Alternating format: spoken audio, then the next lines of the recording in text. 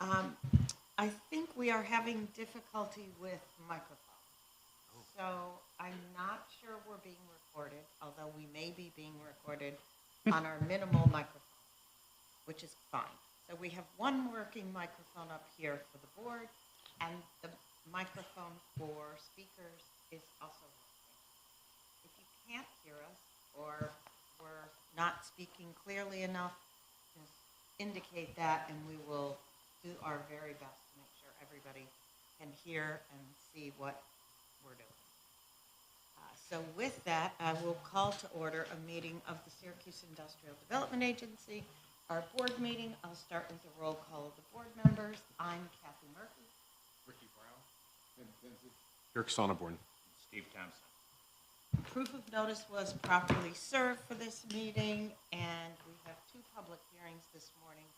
We will start with our first, which is 1153 owner, basically 1153 Fayette Street. Okay. Good morning, everyone. Good morning, everyone in council chambers here today. So, first item that we have for the public hearing here is for, again, 1153 Owner LLC. Notice is hereby given that a public hearing pursuant to Section 859-A of the New York General Municipal Law will be held by the City of Syracuse Industrial Development Agency on the 20th of August, 2024 at 8 a.m. local time at 233 East Washington Street, Common Council Chambers, City Hall, Syracuse, New York, in connection with the following matter.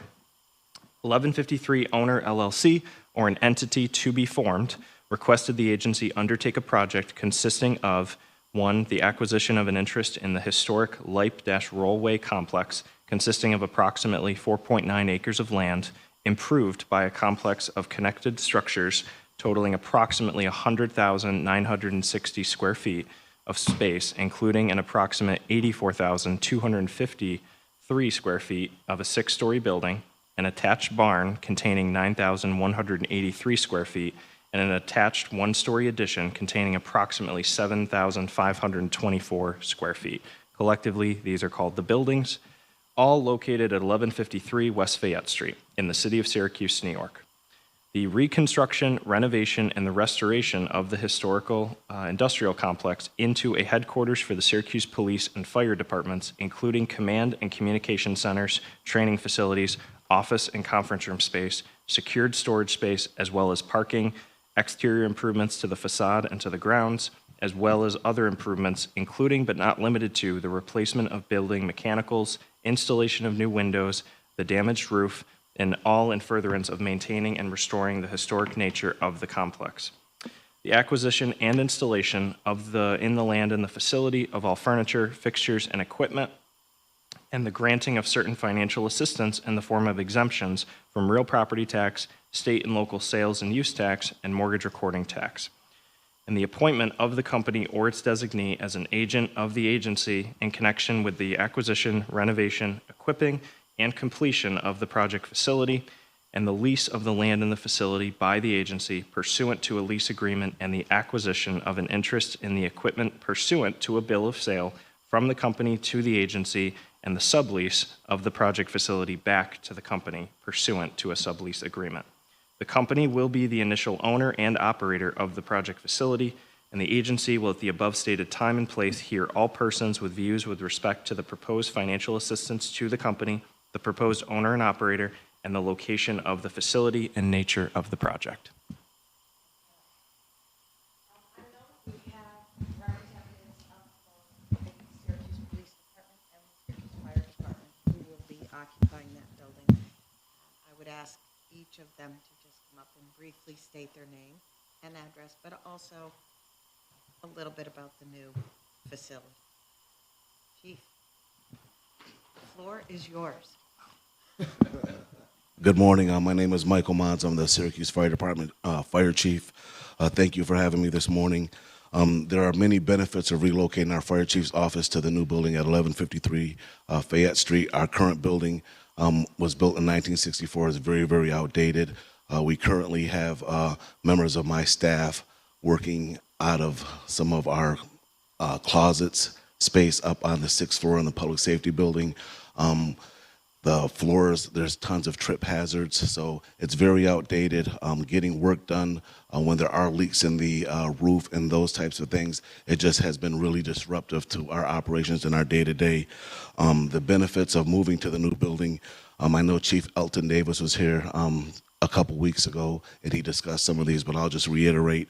Moving to 1153 will enhance our centralized our operations a little bit more. Our communications division, which touches all aspects of our operation, we will centralize that in the fire chief's office to make things more efficient.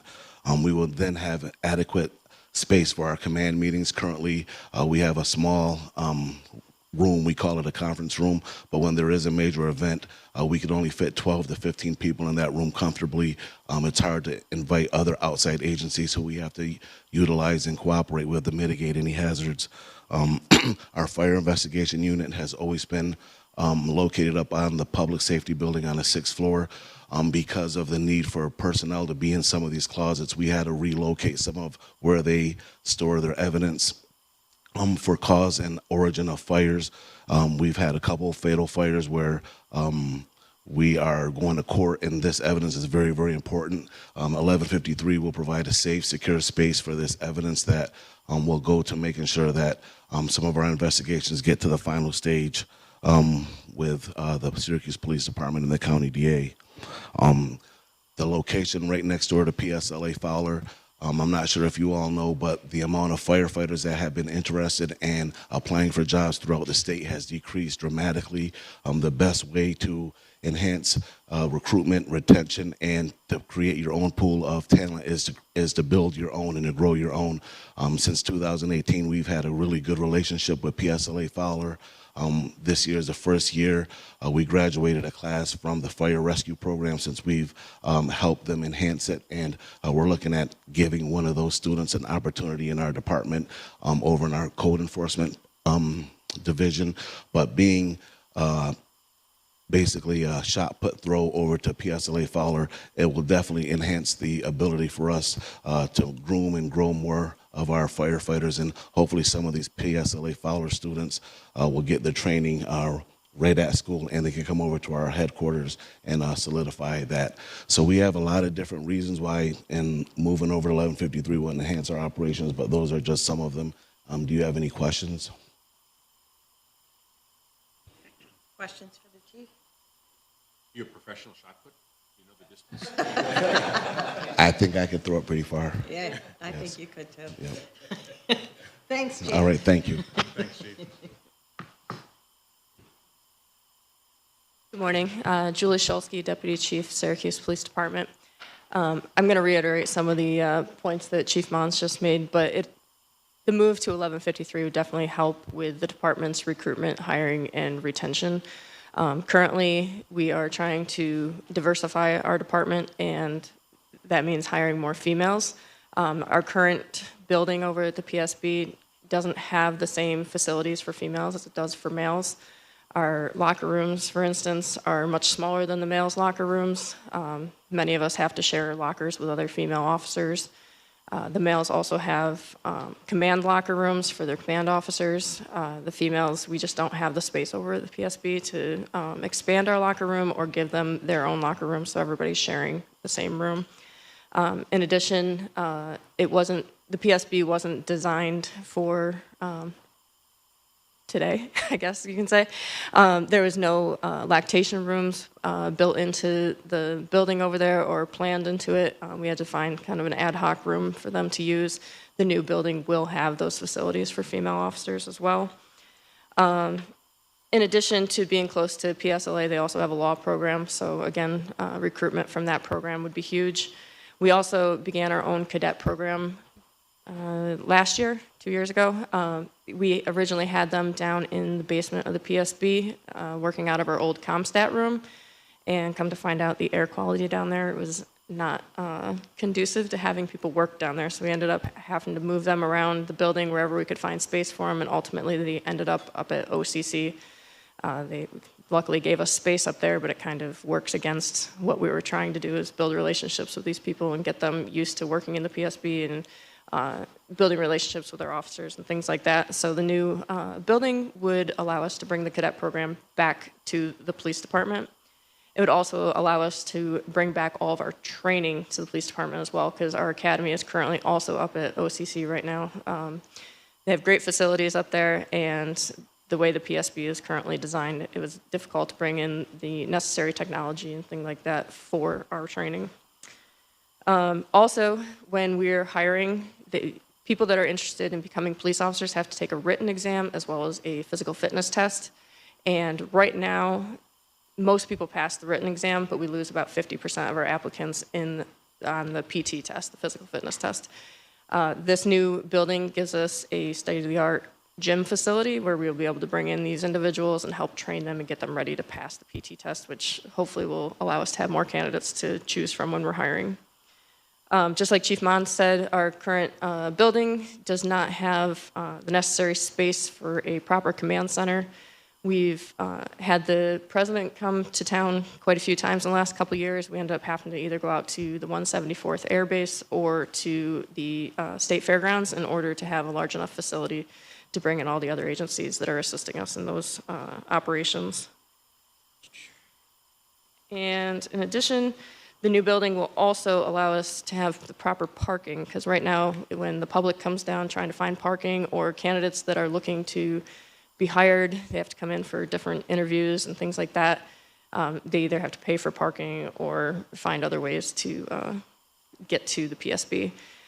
In addition to that, when we're doing our initial interview nights, aside from parking, bringing them to the PSB where the flooring, Chief Mons spoke about, there's trip hazards, there's tiles missing, there's mismatched tiles here and there. We've tried to get things renovated over at the PSB, but due to asbestos and other things that the county just wasn't willing to put the money into it, or they weren't able to make the necessary fixes that we needed. So in order to make a better first impression, we are now holding our initial interview nights up at OCC just because it looks more professional, and we're hoping to keep more people that way.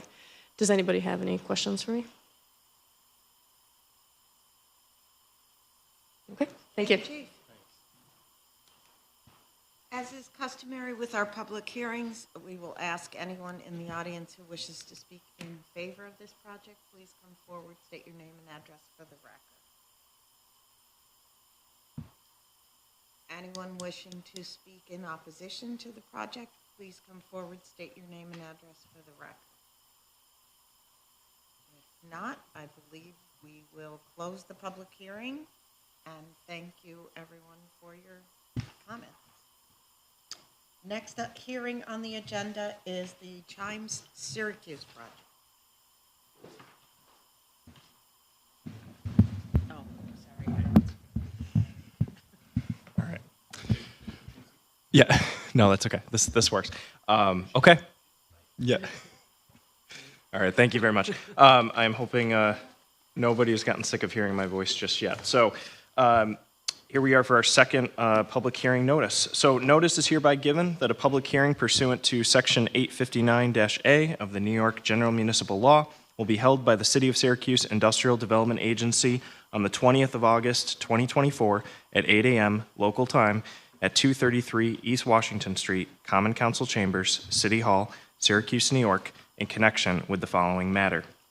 Chimes Syracuse LLC, or an entity to be formed, requested the agency undertake a project consisting of A, the acquisition of an interest in approximately 1.6 acres of land, improved by an approximately 159,936 square foot, 12-story historic building, plus basement, located at 500-50 South Salina Street in the city of Syracuse, New York, as well as the rehabilitation, restoration, and renovation of the historic lobby, approximately 23,000 square feet in the basement space, the first and second floors for commercial space, and approximately 99,000 square feet on floors 2 through 12 for approximately 152 residential units with a mix of income qualifications consisting of approximately 1/3 restricted to tenants earning between 60% and 80% of area median income, an additional 1/3 restricted to tenants earning between 80 to 100% of area median income, and the remaining 1/3 at market rate.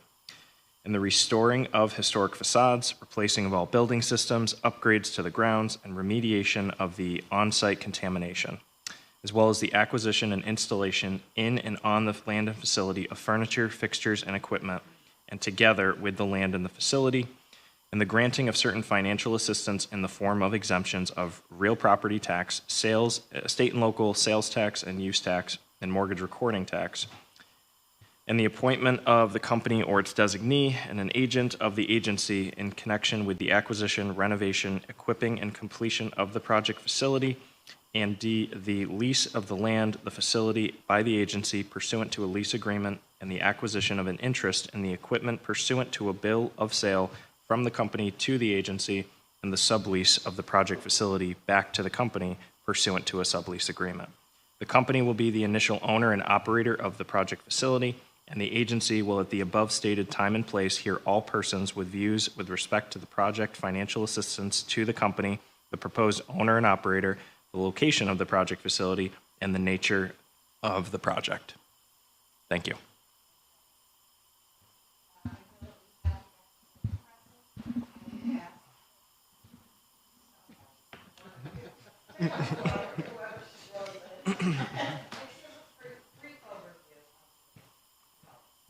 Okay, thank you so much. So my name is Meg O'Connell. It's kind of funny to be called an owner, partly because this building is actually, it's owned by Chimes Syracuse LLC, which is a sole member of SEED Syracuse. SEED Syracuse stands for Social Equity Economic Development, which is a not-for-profit. It was formed by some members of the Allen Family Foundation and the Allen family members to essentially take properties within the city of Syracuse that have are blighted, have been under disinvestment, that are in key neighborhood corridors, similar to the Salt City Market project, where nobody is ever going to develop it. And such was the case with Chimes. Seed Syracuse does own one other property, 435 North Salina Street, the old With Love Kitchen. It was owned by Onondaga Community College. For a lot of reasons, they needed to get out of that property. Seed Syracuse operates that as a commissary commercial kitchen that is rented 24/7 to entrepreneurs. It also supports entrepreneurs that then might want to come into the Salt City Market. The Chimes building, I think, as Eric so clearly stated, is a historic building. 1929 was built. The city of Syracuse, I think it's one of the most classic buildings that we have actually in the city. It had been owned by a downstate person for many, many years. When we completed the Salt City Market project, which came right after the Hotel Syracuse and now the Symphony Towers that have been redeveloped, there was a real interest in trying to get that property redeveloped. It had been sitting vacant for a long time. We worked very hard to try and find a partner developer, anybody who would take that property for us.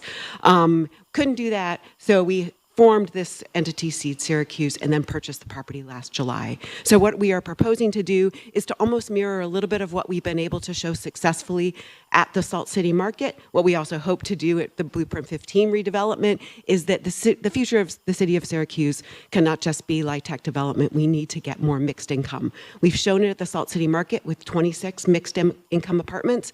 We have a 400-person waiting list for that. So we know that putting 152 new mixed income apartments online right in downtown across from the bus hub is going to be a win for our community. I can say we are working with the city to also designate 11 of those units to be HUD units, so that would ensure permanent affordability. We have those in our current building. We're also working with Access CNY to make 12 to 15 of the units to be for individuals with intellectual and developmental disabilities. So I think it's clearly a historic rehab. It's been on the historic registry since 2014, even though I think it goes back to 1929. So I don't know if there were any other questions.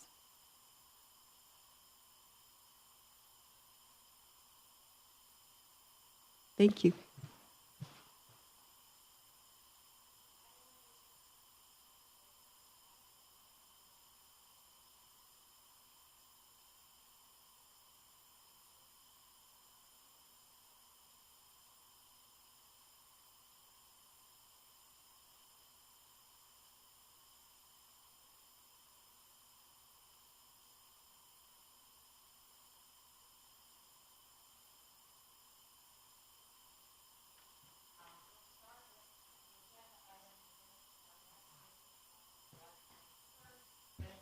Is there a motion? made by Ricky. Is there a second? Second, Ken. Any discussion, comments, changes? Hearing none, all in favor, please say aye. Aye. Opposed, abstention, motion carries. Thank you all very much. Next item on the agenda is a Finance Committee report. I'll be very brief. The Finance Committee met last week. We thoroughly reviewed the Chimes Syracuse project as well as 1153 West Fayette Street for presentation and financial details. We did a brief review of the financials of our agency as well as considered for a request for participation in the new CNI engagement activities. That we will hear more about in the future. On the agenda, all items were recommended for positive approval and consideration for this board. So, first item on new business, Sue, is 1153. The first resolution is the inducement resolution.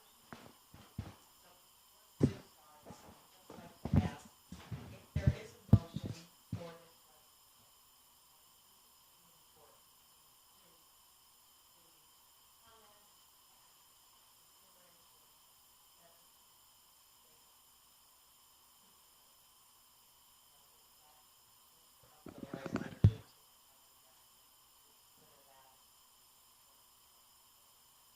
Great, thank you. So in your packet is the inducement resolution. You will note that there were blanks in it with respect to our seeker determination. As outlined in the resolution, the City of Syracuse's Planning Commission was reviewing this project. Back in July, they sent a 30-day notice to this agency indicating that they were going to act as lead agent, which is fine. We did not object to that. They met last night, and they made a determination that based upon their review of seeker and the EAF that was submitted to them and the review that they did, that this project would not have a negative environmental impact. And as a result, we will adopt those findings. We are bound by them as they acted as lead agent. But I wanted to make clear that while there were blanks in your resolution, in your packet for a seeker determination, it was because we were waiting on last night's Planning Commission. Had the Planning Commission not completed their seeker review, we would not be able to consider these resolutions today.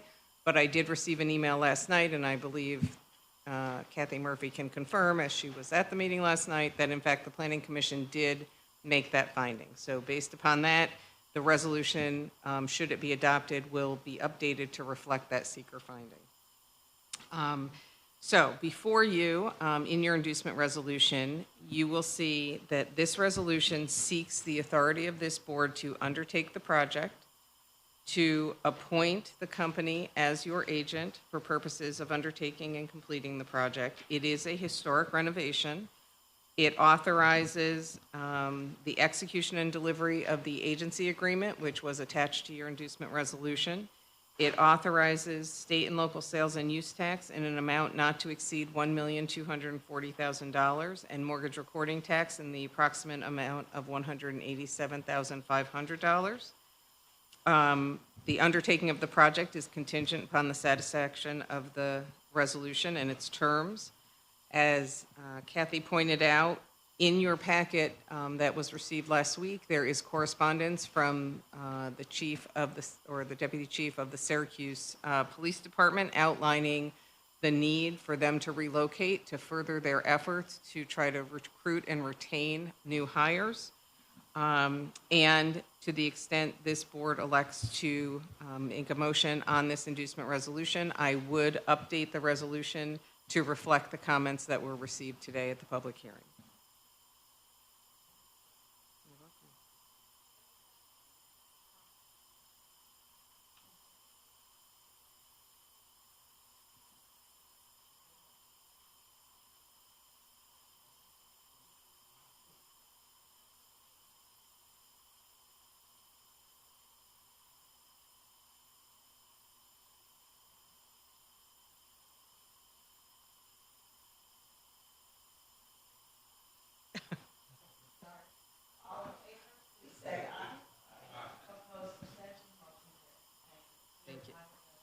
Yes. The next resolution in the, in the agenda with respect to this project is the pilot resolution. The applicant is seeking a 15-year abatement schedule, which does conform to your UTEP. This is a historic preservation as noted.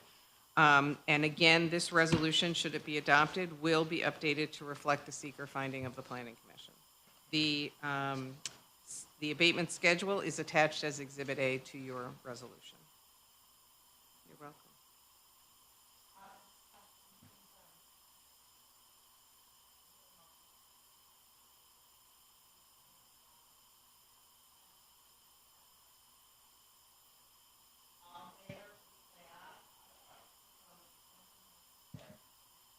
Thank you. Yes, the final resolution in your agenda with respect to this project authorizes you to execute and deliver all of the necessary lease transactional documents to confer the benefits that were approved, including state and local sales and use tax exemption, mortgage recording tax, and pilot. You're welcome.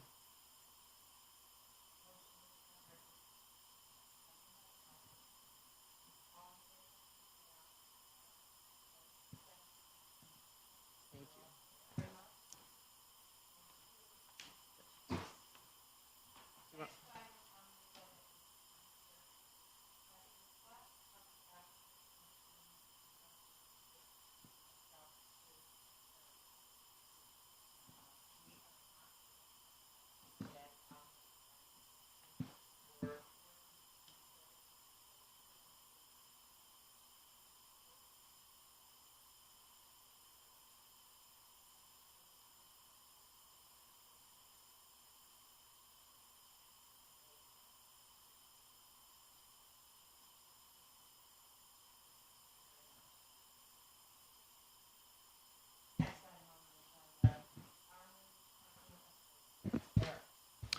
Okay, so the item that's presented before the board here would be seeking authorization to authorize a public hearing for a new project that has been presented with a request before the agency. The project is known, the request is coming from Armory Parking Associates LLC.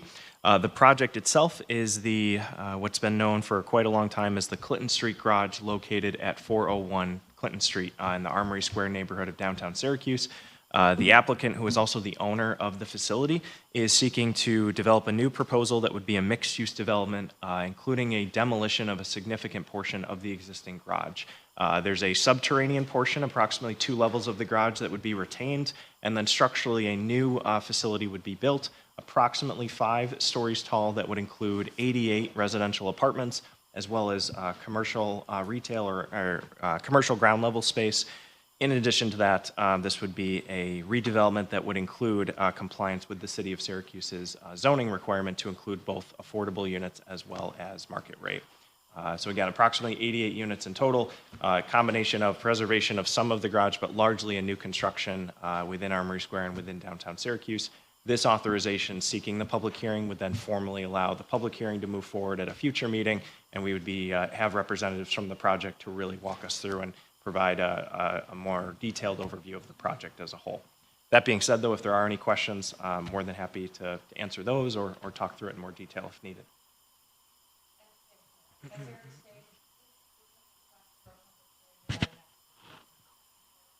As is typical of this work,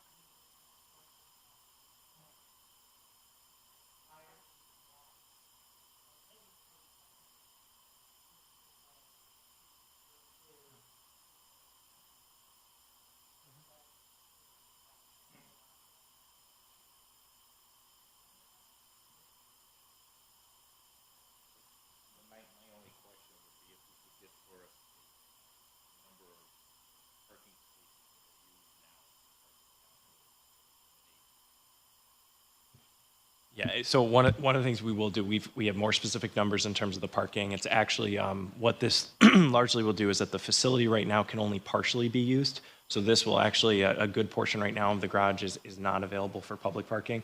There's approximately 89 new units, or new spaces, I should say. So they're really doing about a 1-to-1 for each of the residential apartments. There will be available parking spaces, so. What's there now, part of that is. Correct, yep, okay. Yeah, so. I know that there's problems. Yep. Yep, okay, Yeah, we can absolutely share more details on that, though. Yeah, absolutely.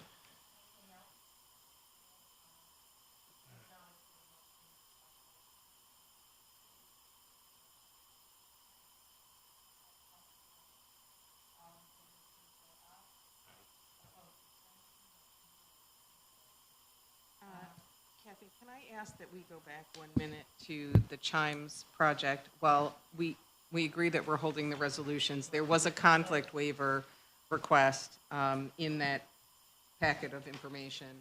So it is my understanding that the principals of the Chimes project had gone to Phil Bousquet of Bousquet Holstein to seek assistance with their brownfield tax credit application. They have been working on that long before they submitted an application to the board for financial assistance. As many of you may know, I work part-time at the firm. I am not an equity partner there, so I do not share in profits and losses, but nonetheless, it does create a potential conflict of interest. Phil has reached out to the principals, and I think she's not here any longer. But they have signed a waiver, having no objection to my representation of the board with respect to this project, and agreed that in the event that this project were to be undertaken and there were any issues down the road, that I could continue to represent the board. You have the absolute right to reserve making a decision on the waiver. You can seek outside counsel. You can speak to someone in Corporation Counsel's office other than myself to get guidance if you want. But I would ask that you consider waiving that conflict so that I can proceed to represent you. You do. You do.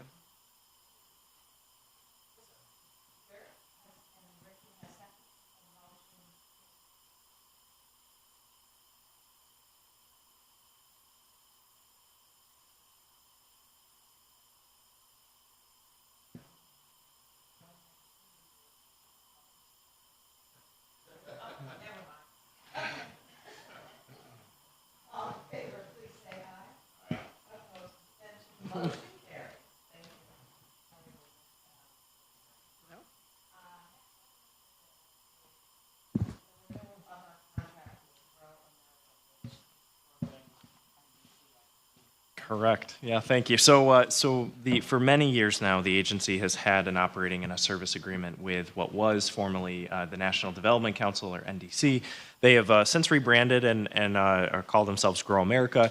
Our point of contact, our team that we correspond with, has not changed, and that largely the service agreement with Grow America has really helped with reviewing, providing analysis on different projects, providing expertise from everything from market financing, tax credit resources, a number of different ways and tools that the city and the agency can ultimately be equipped with supporting projects and development here within the city. There's also a number of different ways. There's training that I myself have benefited from, and members of our staff and our team, so that we have the ability to actually retain scholarships, and that we will oftentimes either send staff to these trainings that are led by Grow America, as well as virtual trainings that our staff have the ability to avail themselves of. As part of that agreement, we just recently, on June 30th, had reached the expiration period of that contract. And so what we have before you is a new renewal and a start of a 2-year term with Grow America, which would be for a total amount of $204,000, but that is broken out over that 2-year term. So it's approximately $102,000 per year. One of the things that was included in our discussion was we actually increased the number of scholarships, given that we've expanded our team. We have more members of our team that are really interested in availing themselves of those scholarship opportunities and training. And then this will solidify that relationship and that partnership with Grow America for another 2-year term. Yep. Yeah, it was approximately 96,000. Yeah, so it typically, and we've renewed this contract in many years in the past, typically is about a between 2 and 4% increase typically from year to year. One of the benefits of executing and doing a 2-year term is that we lock ourselves in kind of for that next 2-year period, just understanding the fact that with inflationary costs, typically that rate would rise. So that's one of the benefits that we view as advantageous for that 2-year term.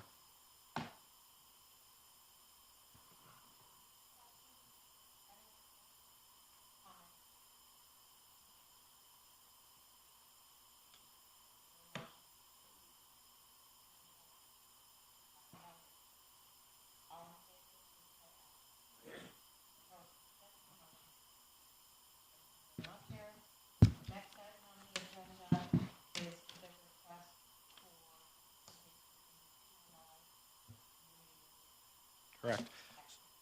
So we had an opportunity to discuss this at the Finance Committee, but one of the things I just wanted to share and provide more information on is that because of the fact that the City of Syracuse was ultimately successful in securing the $50 million Choice Neighborhood and Implementation Grant, again, I want to recognize and thank the board for the support in terms of being able to securely get that over the finish line and secure that award from HUD.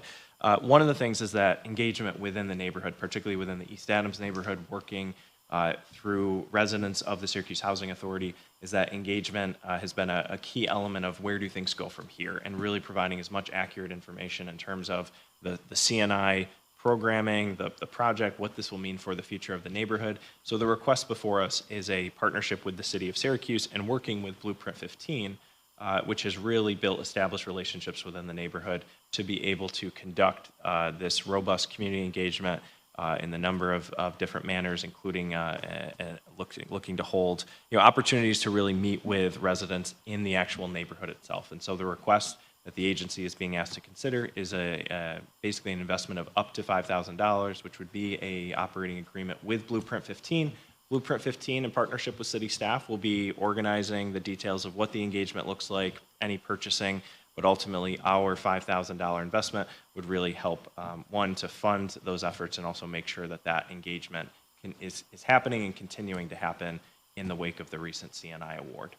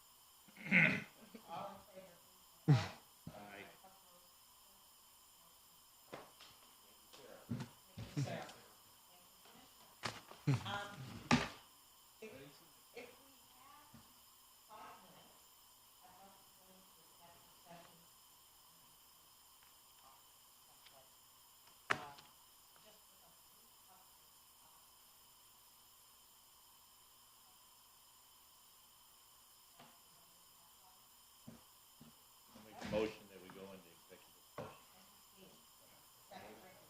All in favor? Opposed? Abstention? Motion carries. For the purpose of. Yeah, yes.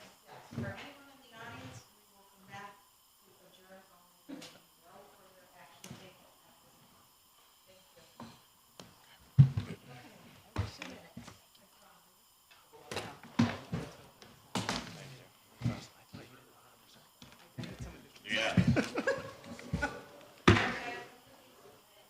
Okay, I'll join you.